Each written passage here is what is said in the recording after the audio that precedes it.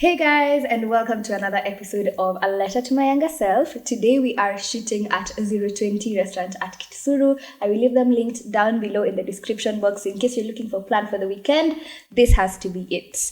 Today's guest is the ever Dapper Brother. Karibu sana. Thank you so much for having me. Finally, Thank you for coming through. Podcast. I love it. What are your official names other than Dapper Brother? Muriuki Kagiri. Muriuki Kagiri. Yeah. Okay. Yeah. I think me, I knew that, but probably someone else watching did not know. Actually, the funny thing, most people don't know. Yeah. Just hear people shouting, Dapper Brother. Dapper. Dapper has become your first name. Yeah, I swear. Let me ask, how good are your kitchen skills? Because your content, like relating to food, I've only seen you like in restaurants. I've never seen you in the kitchen. So how are your skills in the kitchen? Oh, I'm actually quite, I know my way around the kitchen. Really? So you'll see. Yeah. You know, I under promise and over deliver. So for me personally, because I recently moved out, and I think that's when I've had to be in the kitchen a lot. Oh, yeah. I just surprise myself each day. I cook and I'm like, wow, kumbe we can do this. It's been inside me throughout. So let's head on to the kitchen and see what the chef has for us. perfect. Let's do it.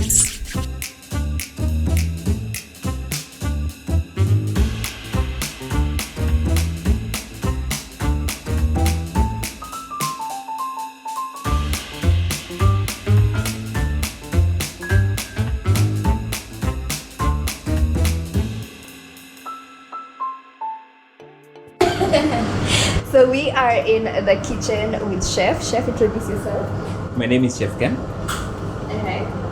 breakfast chef. I do breakfast at 020.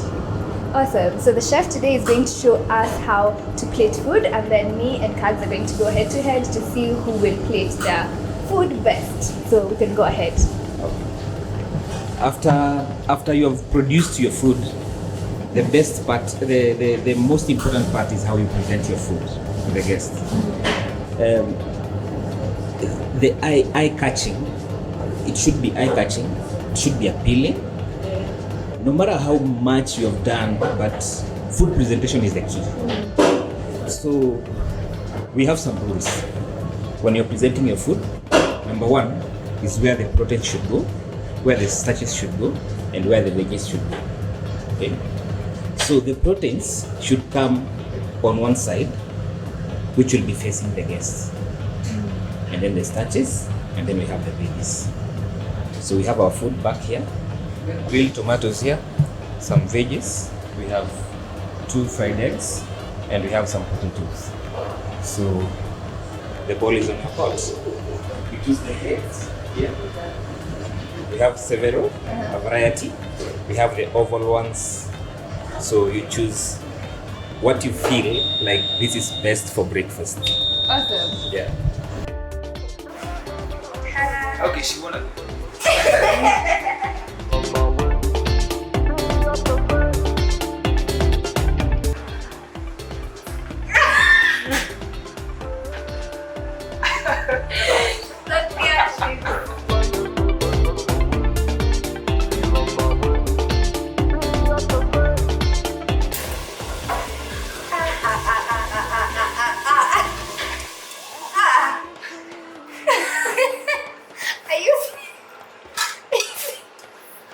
Some drama. You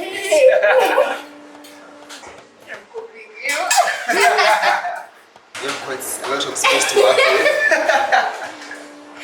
Science. You need like a ruler.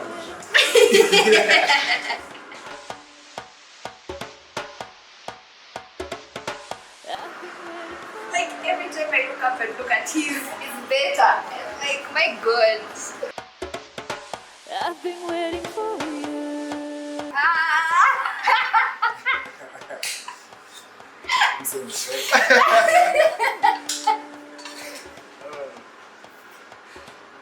It's over. It's over.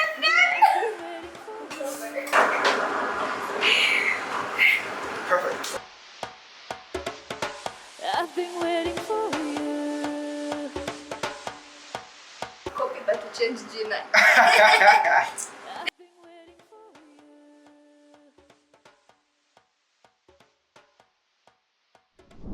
we are done plating. There's a clear winner here. I'm not saying it's me, but let's let the chef decide.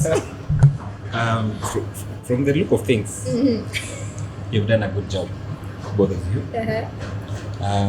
What impresses me is that I can see each and every dish on that plate, on both. One looks, it's a style. This is called the rustic, and this now the presentation is a little bit much more. It looks good. Eh? Yeah, thank you. Wait, so this is a fine dining restaurant. Exactly. Now this looks more finer than.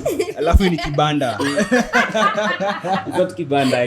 It's the presentation is a little bit much more rustic than this one. Now I can see also you have observed some rules, like the food should always be like 2 inches inside the plate. You see? So, job well done. And I think the winner is this guy. Object tufungue server kidogo. But you get a certificate of participation. Like Tufungue server. Protein should be facing the customer. So, nothing.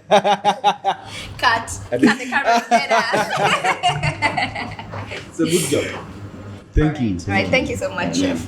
So in terms of pricing, you know, I would price this at like 6,000 shillings. Alafu, hii ni bei ya kuongea tu. Bei ya jioni. Fair enough. Let's go back into the episode. Thank you. You know what this reminded me of? Have you watched Hunger on Netflix? Yes. That in the kitchen, like it's a lot. So particular. Yeah. Putting everything where it's supposed to be exactly. Then you're over there having someone shouting over you. Yeah. The drama. I love it. Welcome back to A Letter to My Younger Self. We are from the kitchen with Kags, and we had such a dope head-to-head in the kitchen. If you guys are listening to us from the audio platforms, make sure you go onto YouTube and check out the head-to-head. It was really like this man pulled out tongs to plate warus. That's when I knew it was over. It was over for me. Listen, but you took like the best looking plate over there. Like I had to up my game. Pressure. The pressure was on. Kwa plate, if we were only judging the plate alone, my plate was very much kitchen. So before we get into the episode, you can go ahead and read your letter to us. Okay, perfect. Dear 23-year-old Kags, life's good right now, right? You and your brothers just won the most coveted award in the Kenyan gospel music scene. Cry Cycles, Groove Awards, Group of the Year. Who would have thought? It's a moment of triumph, and your first love, music, is finally getting you the recognition you've always desired. The future looks bright, and you can't help but wonder where this remarkable journey will take you next. But let me share a little secret with you. Life has a way of surprising us with unexpected plot twists. A couple of months from now, you guys will make the difficult decision to part ways and pursue your own individual growth. It'll hit you like a ton of bricks. You'll be completely shattered by the realization that everything you've contributed towards building has come to an end. The path ahead will seem uncertain. You'll consider getting a full-time job with that IT degree just bagged, but no. The multiple internships you did while in school didn't give you the fulfillment you desired. The idea to continue freelancing online as a web and graphic designer will taunt you. You'll even contemplate on venturing into the photography hobby you just picked up. All will seem bleak and you'll be crippled by overwhelm. However, my dear younger self, there's always a glimmer of hope even in the darkest of times. See, that little blog you just started, the Dapper Brother, that will be your saving grace. Oh, by the way, props to you, my sartorial prodigy. That was a very creative name you came up with. Up until now, you've been comfortable playing the background, but this new venture will thrust you into the spotlight. It will be uncomfortable. You'll burn out and bounce back. But I want you to remember this. Above all else, it's okay to take a break when you need it. The Dapper Brother will flourish from a little blog and evolve into its own brand. You'll own it. People won't even care for your real name. You'll share with the world your love for fashion, grooming, and technology. Remarkably, some of the biggest brands, both locally and internationally, will see value in what you do and come knocking. However, not all opportunities will align with your core values, and you'll have to make some very difficult decisions. There'll be times when you turn down collaboration with certain brands, even if it means passing up more money in your bank account. And you know what? You'll feel a deep sense of pride in sticking to your principles. Occasionally, imposter syndrome will plague you, but don't let it hold you back from embracing new opportunities and sharing your unique point of view with the world. Recognize that these feelings are common and that many of those who you look up to have experienced them as well. And right before you hit the big 3-0, dirty 30, you'll get diagnosed with ADHD. The diagnosis will shed a tremendous amount of light on all the struggles you faced up to this moment. In your professional life, with how you relate with your friends, and in your relationship. Slowly but surely, you'll start developing coping techniques that will help you navigate life a little bit easier. And oh boy, you'll wish you started therapy sooner. So, as you stand at this exciting crossroads in life, remember that there will be challenges and unexpected detours along the way. Adapt and embrace them as opportunities for growth, learning, and new experiences. Keep nurturing your passions, even when they take you outside your comfort zone. Stay true to your values, and don't be afraid to say no to those opportunities which don't align with who you are. Most importantly, take care of yourself, both physically and mentally. Trust in your abilities, have faith in the journey, and embrace the remarkable adventure that lies ahead. In the words of Kendrick Lamar, we gonna be alright. Your older, younger, and ever-evolving self, Kagiri. So, we know you as Dapper Brother, you know, the lifestyle, fashion, tech content creator. But music was your first love. Yeah. When did you fall in love with music? Oh my God. So, I started music at the tender age of 16. So, I used to be in choir in high school. Then I got into the Kenyan Boys Choir. They came in and auditioned a couple of guys in school because you used to go to different schools across the country and get like 2-3 people from each school. I was lucky enough to be part of it. And that, getting into that choir, like just completely transformed my life because we used to really travel a lot. We did, we went to Los Angeles, Las Vegas. We even performed for Barack Obama during his inauguration. Like, so for me, it really opened up my mind to all the opportunities that, you know, are out here. Because literally, I grew up like in Eastlands, deep in the ghetto, you know. So for me, I really didn't know what's outside there. Life where I was all I knew. So after the Kenyan Boys Choir, after high school, me, Ben Psycho, and one of our friends known as Clinton, we decided to come together to form a gospel rap group. And what happened is, I had to leave the choir because of conflict of interests. Because the contract I was on didn't allow for other commercial ventures. So we started the group and, you know, we just walked through it, through our whole campus lives. And at some point we decided we just finished school, all of us, and we need now to see what's next. So the boy band was called Christ Cycles, yes? Unfortunately, I learned about you guys way after you've broken up. So I didn't even have, time to be a groupie, to fangirl. But then for those of us and even the younger people who might not have come into contact with Christ Cycles, tell us a bit more about you guys. How was the group formed? When did you guys, start gaining popularity? How was your life like during this period? The group was formed initially, Form 3 in high school. Wait, at this point you're still in the choir, yeah? Yes. So in the choir, and another a cappella group that used to be called like Voice in the Light.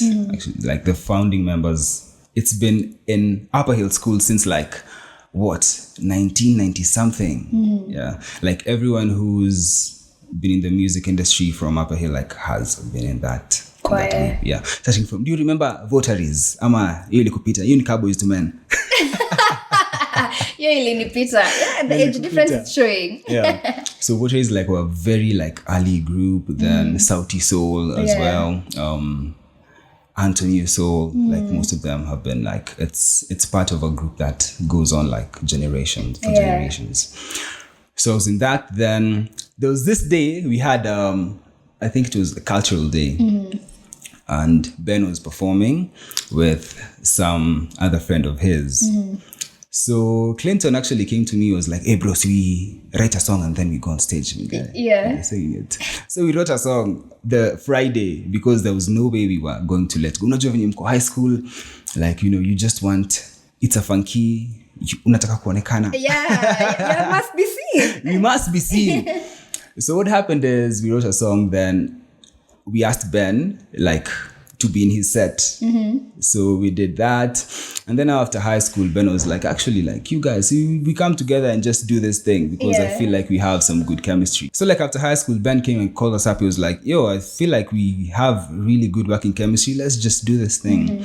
And so it was a struggle because first of all, recording a video was like 30,000. That was very expensive for us. Hata mmetoka tu shule. First of all, pocket money yako. It's not even that 30,000. Yeah. Recording a song is like 5K unashindwa. Where will you get this money from? Yeah. But you know how like God brings people into your life? Enos, when he was starting out, Enos Olik, he actually shot for us all our music videos like for free. Wow. Yeah.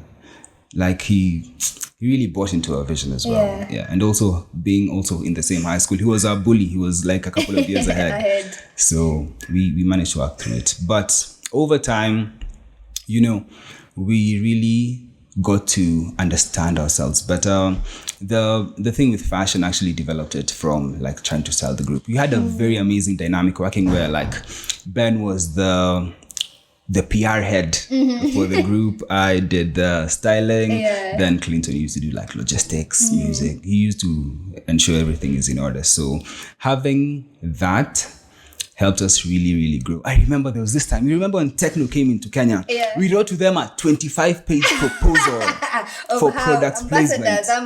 For product placement into a music video so that they can pay for our music videos. You guys were influencing like before it was a thing. Yeah, but it was rejected. You still had the vision. But then what happened is whatever it is that I learned during that point in my life has really molded to me for where I'm at right now. And how was your life like during that period? It was a bit crazy because first of all, I'm in Campo. My classes were like 8 to 5. Yeah. Nika high school. It was so crazy. So typically like we'd schedule like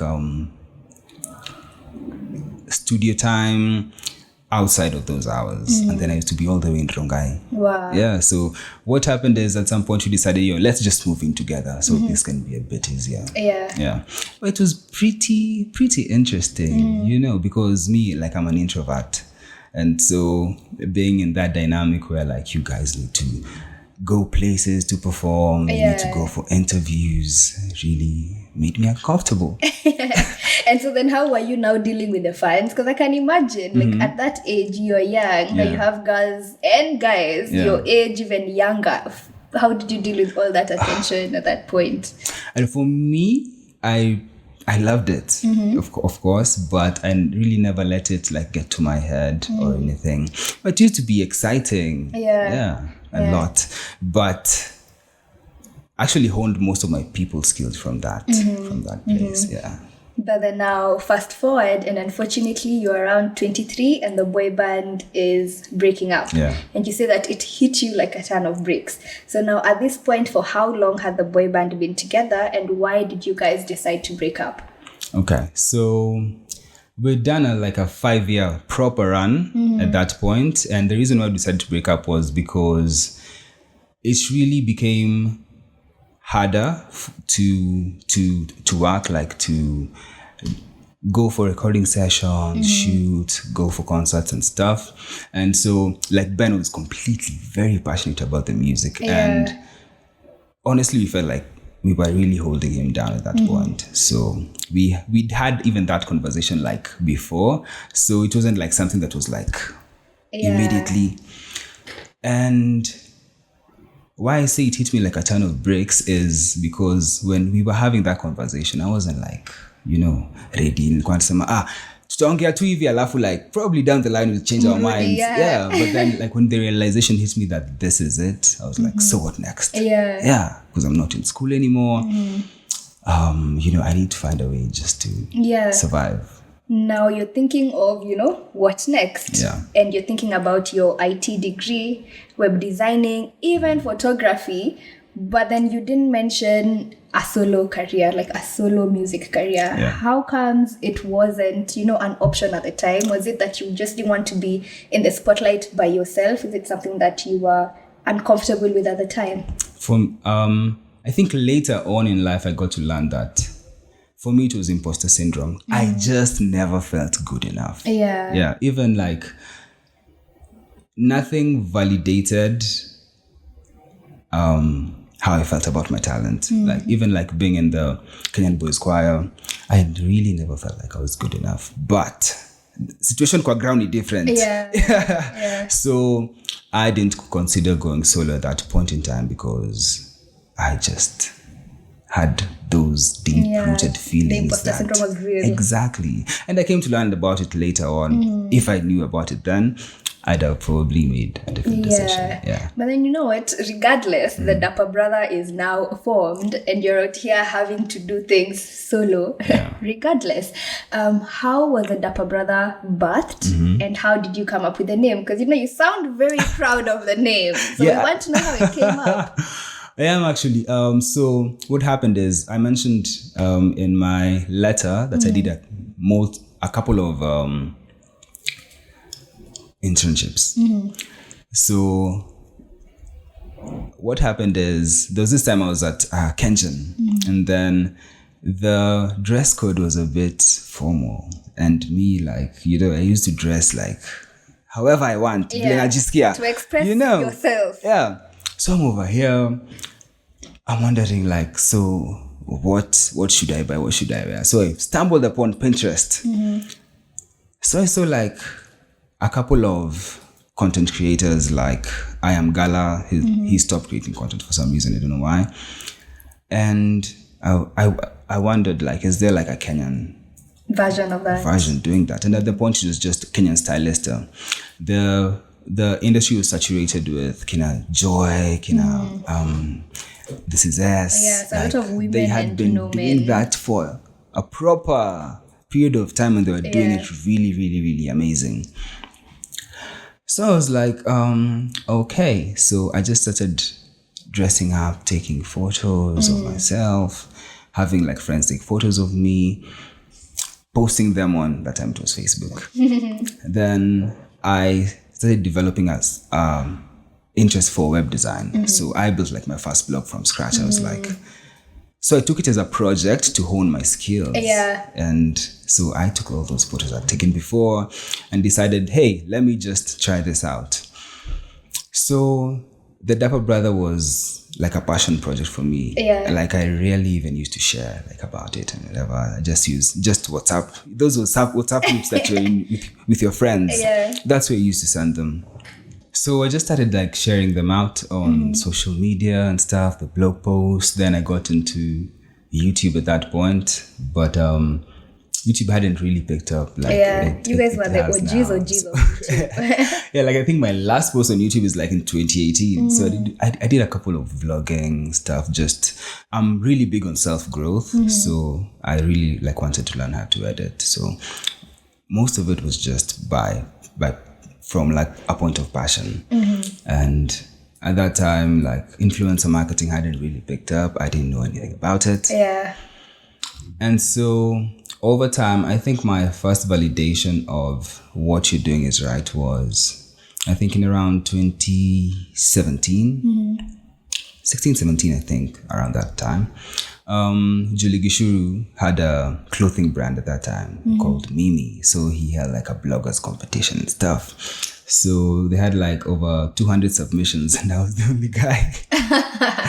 And so they picked like the top 10 and we like went on a head-to-head competition and I ended up winning. Oh, that's awesome. That for me was a very strong validation that, you know what, you're doing something right. Just keep on doing it. As much as I was learning it on the go.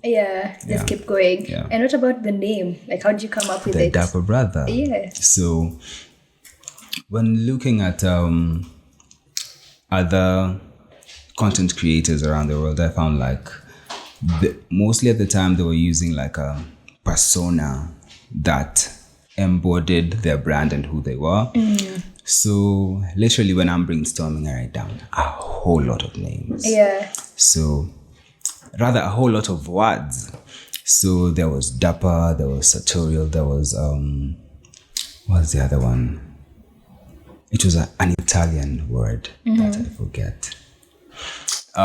So while taking them down, I was like, Dapper like really sounds really good. Yeah. And then you go on social on you Google rather just to see like if that name is taken. So I was like, there's no content creator with the name Dapper. Yeah.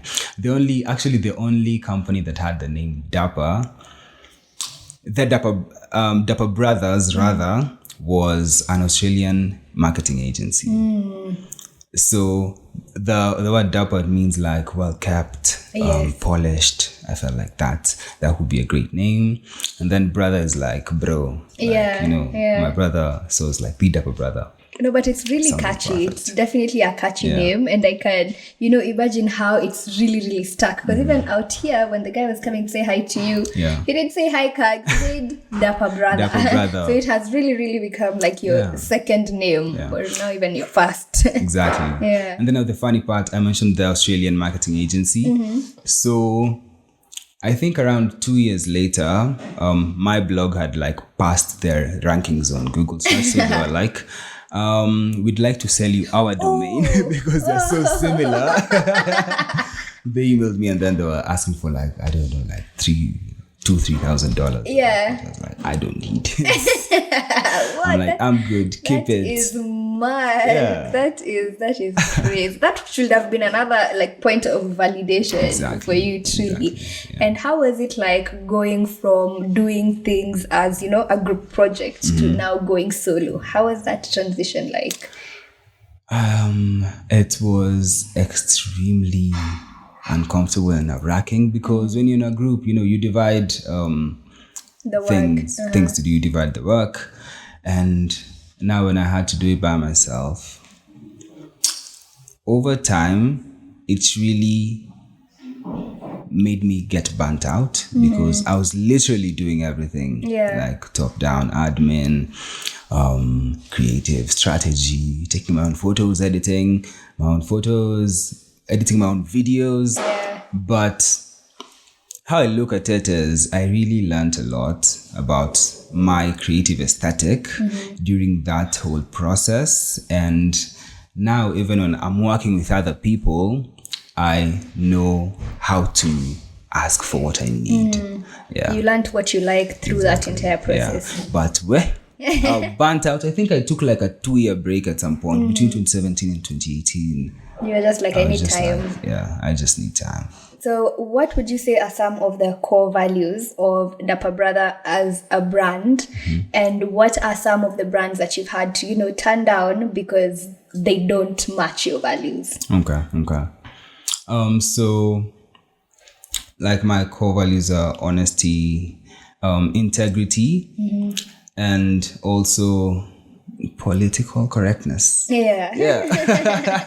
It's just good to be on the safe side. And I think I don't really want to go into the brands, but we can even talk about what type. What type? Yeah, what type of brands? Yeah, are like they? Gambling. It's really not within my. it doesn't reflect any of my values. So like a brand like that, I would never work with because I really don't see how I fit into that. Because first of all, I don't even gamble. Yeah. And you have to, promote something that you do. Exactly. That you believe in. Yeah. So I really try to limit the brands that I work with around my content pillars, which is grooming, menswear, technology, lifestyle, and a bit of travel. Yeah. And you touched a bit about imposter syndrome, where for guys watching at home, if you don't know what imposter syndrome is, it's basically, despite your many achievements, recognition even in your field, you feel as if, you have doubt. You feel like you're not good enough. You feel like you're not deserving. You feel like an imposter, Exactly. basically.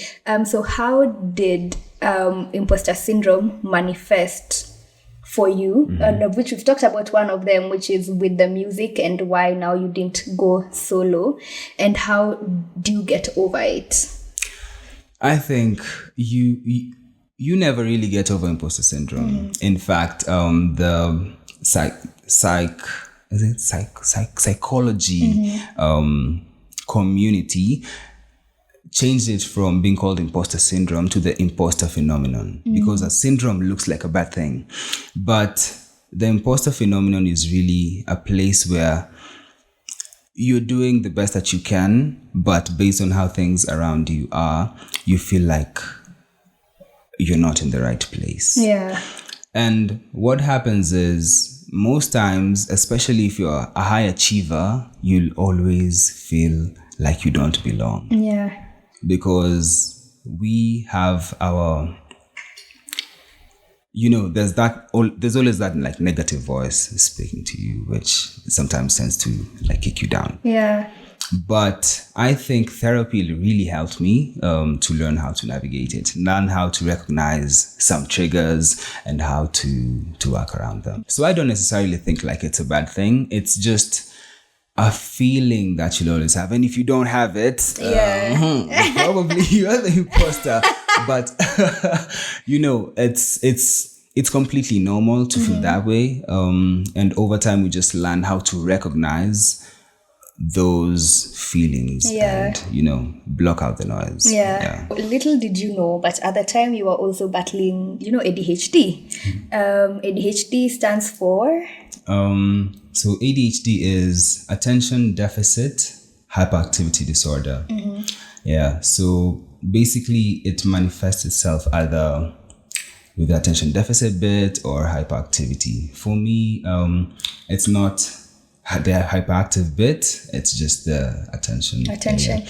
And what is it's basically whereby like you have like neurotransmitters in the brain. But for guys with ADHD and most other mental health issues, like for ADHD typically is you do not have enough neurotransmitters for dopamine, which is like the reward center, and norepinephrine. So you'll find like you really struggle to focus with some things.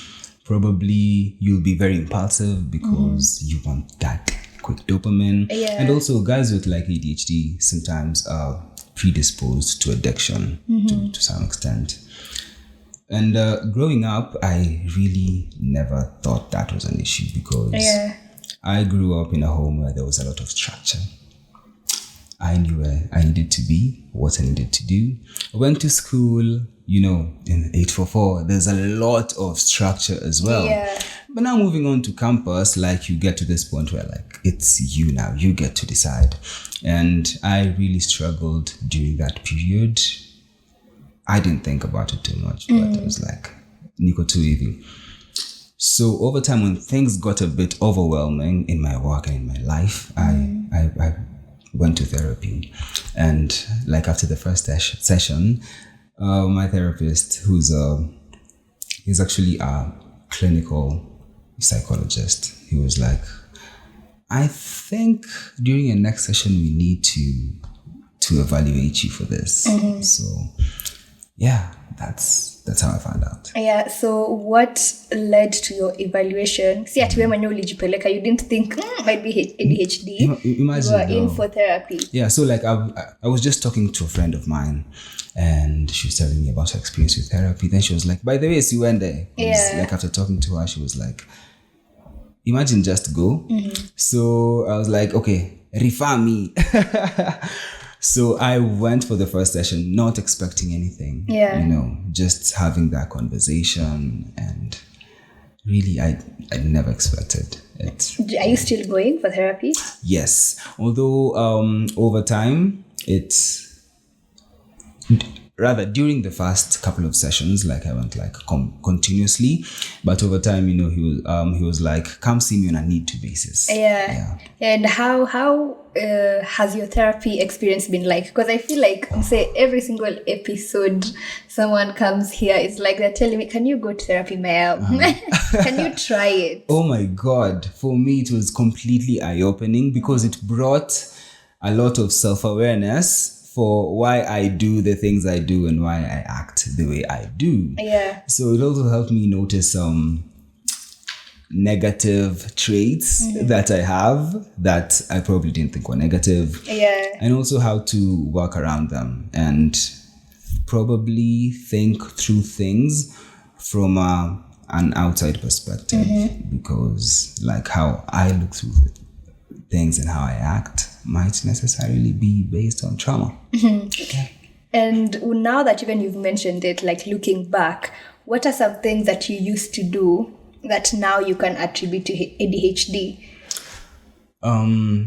So first of all, I really had trouble reading for my exams, especially in campus. In high school, primarily, like I was a high achiever.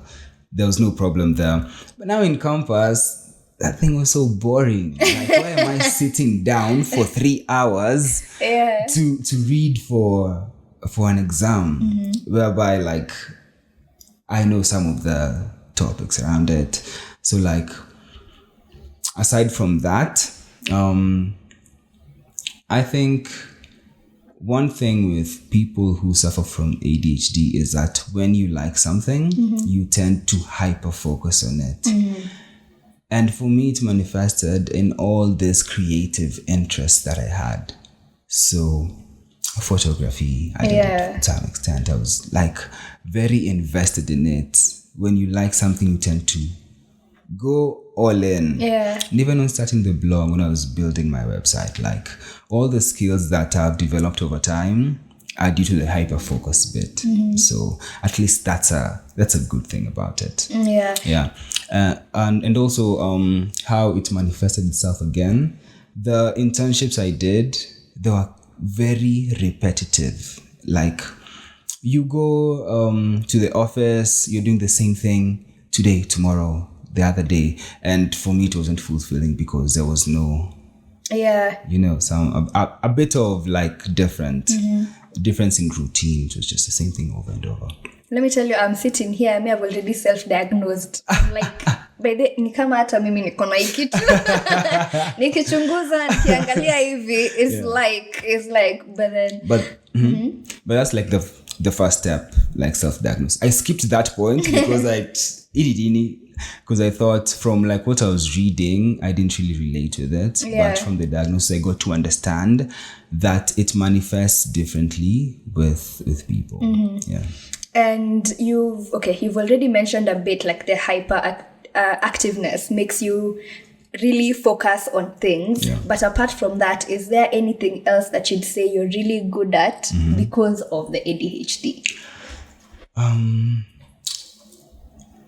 I think in terms of like skills or even just generally in life. Just generally, I think I'm a jack of all trades. But then as the saying goes, like a jack of all trades is a master of none, but oftentimes better than a master of one. Period. So how that has manifested, and thanks to the ADHD, is that I've developed different skills in different areas where I know my way around them. So I can take like leadership positions because I understand that specific area, and then have other people who are masters in that area to now, take up the grunt work. Yeah, which is a good thing because like aside from content creation, also ran a software development agency with two of the guys who were with in campus. And also, I'm a communication consultant for a UN agency that deals in agribusiness development. So having hyperfocus make me develop like different skills, pick up different skills, has really empowered me to be in a position where like I can fit in anywhere. Yeah. And what changes have you had to make, like the lifestyle, in order to accommodate your ADHD? Yes. I think the biggest one is with my diet, and also Kunadi diet. no, it's like I use like to eat a lot. I grew up as a fat kid. Let me tell you a funny story before. We'll just take a bit of a segue. We'll be right back. The funny story is when I first got into high school, I was so big. When I went to climb on the top bank, ilianza kuanguka na nyuma. So like I was the only from one like sleeping on a bottom bunk. That's how big I was. But over time, I learned that whenever I eat in the morning, I become very unproductive. So typically I just have my coffee, black, no sugar. Then probably later in the days when I eat for a bit. Yeah. Aside from that, exercise really, really helps me. And just gets you to that position where you're fired up and you feel very, very productive to take on the day. In the morning specifically, I'm not a night owl. Yeah. The other thing I've had to change is with my productivity process and how I plan out my tasks. So typically in the morning when I'll be the most productive, that's when I'll take my 3 biggest tasks and just get down with them. Yeah. Then like as the day progresses, I'll just do the simple ones. And then also another thing I employ is the Pomodoro technique, whereby the biggest thing with people with ADHD, they procrastinate a lot, and I'm a chronic procrastinator. So whenever I'm not feeling like doing something, I stop trying to depend on motivation or excitement, but just get it out of the way immediately. Because you have to do it. Yeah. So with the Pomodoro technique, it's a productivity technique where you work in 25-minute blocks, then take a 5-minute break in between.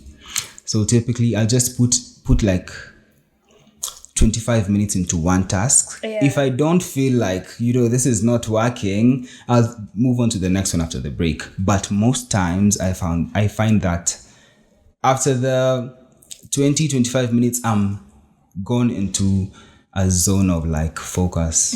Like, let me just finish, like deep focus. So you don't even have to take the break, like you can complete it completely. Because that first step is what most procrastinators just don't want to. Yeah, we just don't want start. to face it. But when you start, you're like, it's this easy. Yeah.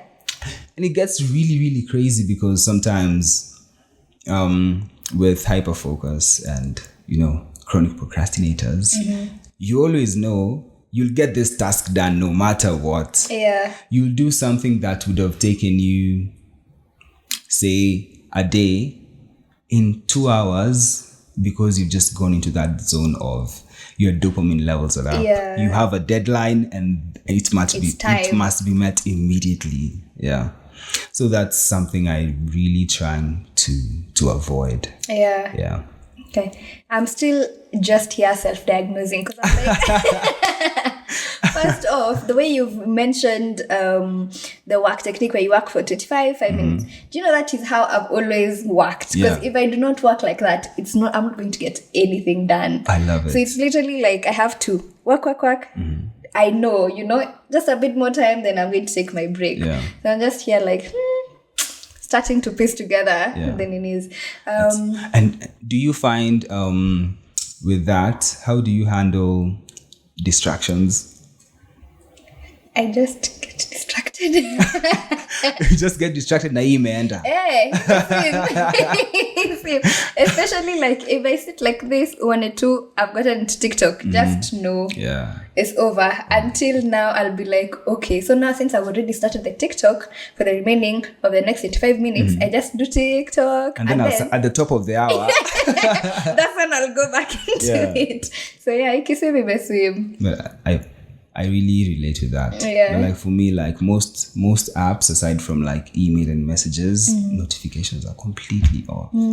Because that buzz, that thing will just get you like out of your out of the zone. Yeah. Okay. And as you are winding up your letter, you say that you are at an exciting crossroads. What makes you feel like you are at a major turning point in your life? I think the biggest, by crossroads, I feel like the past 2 years have been really eye-opening for me. I know myself better. I've gotten to this place where I understand, I'm very aware of how my mind works and how the experiences in the past have molded me to be who I am right now. So I'm just at that point where I'm taking very intentional steps towards becoming like who I want to be. Yeah. So the self-work has been done. Now we're waiting for the results to come out. And also, as you're ending now your letter, you say, from older, wiser, ever evolving Kags. And it's something that I really, also believe in, because we are ever changing. No one is ever stagnant. Now, in the spirit of change, we are going to write a letter to an even older, even wiser Kags, like 10 years from now. That puts you at like 41. Yeah. So whenever you're ready, that's the camera. You can take some time to, think about what you want to tell 41-year-old Kags, and then you can shoot. Dear older self, if you're watching this, take a step outside, bask in the sun, take a deep breath. Brother, we made it. I'm really proud of what you have done for yourself.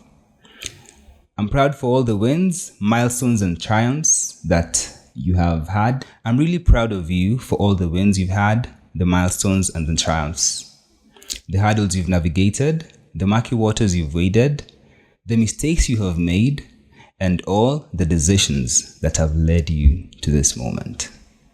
Keep going, bruv. Oh, that's such a cute letter. I really do hope, inshallah, 10 years from now, Inshallah, I can knock at your door and be like, I have a letter, from your younger self to tell you. But thank you so much for gracing. Thank you so much for having me. I enjoyed it. It's one of, my top episodes on there. Yeah. So thank you so much for coming Thank through. you. Thank you for having me. And for you guys, thank you so much for watching. I will see you on the next one. To share on social media. I didn't fart, guys.